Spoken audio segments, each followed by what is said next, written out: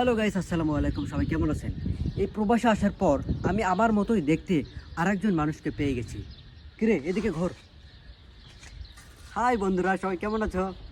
ভালো লাগলে আমাদেরকে লাইক কমেন্ট শেয়ার করে। হ্যালো গাইস, আসসালামু আলাইকুম। সবাই কেমন আছেন? এই ভিডিওটি কিভাবে বানালাম সেটা যদি দেখতে চান অবশ্যই আমার ভিডিওর সঙ্গে থাকুন। সবাই চলুন আমার সঙ্গে ইনশর্ট অ্যাপসে।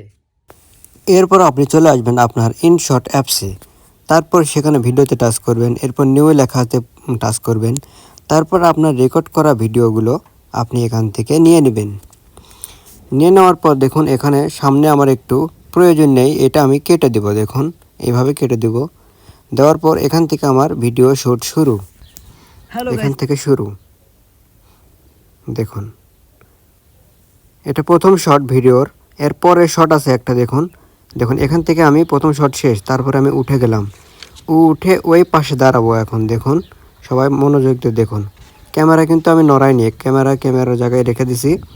একই ভিডিওর মাধ্যমে দুইটা অভিনয় করে নিচ্ছি। দেখুন এই যে এখন এই পাশে দাঁড়াবো, এই যে এখানে দাঁড়ালাম এবং এখানে আমি এটা কাট করে নেব। দেখুন কিভাবে কাট করি। ওই যে উপরে অনেক ফাংশন আছে, ওখানে লেখা আছে সিলেক্ট, ওইটাতে টাচ করলে এটা কাট হয়ে যাবে।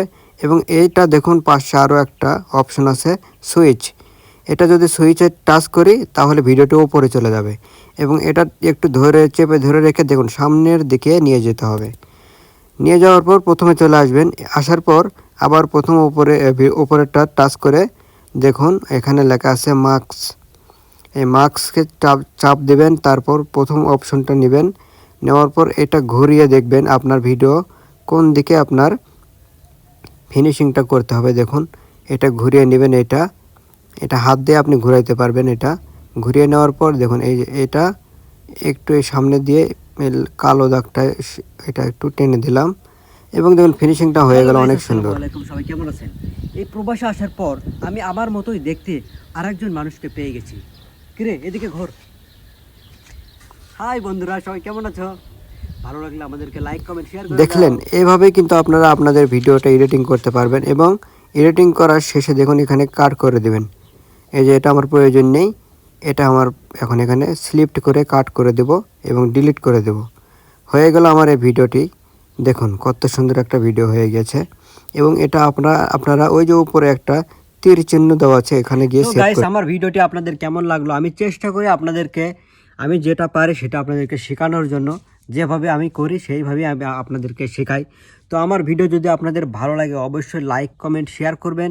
এবং ভিডিও যদি আপনাদের দেখে না বুঝতে পারেন অবশ্যই ভিডিওটি সেভ করে রাখবেন। পরবর্তীতে দেখে দেখে অবশ্যই আপনারা এডিটিং করবেন। একদম সহজ, একদম ইজি, আপনারা পারবেন আমি জানি। সবার জন্য দোয়া ও ভালোবাসা রইল। ভালোবাসা অবিরাম।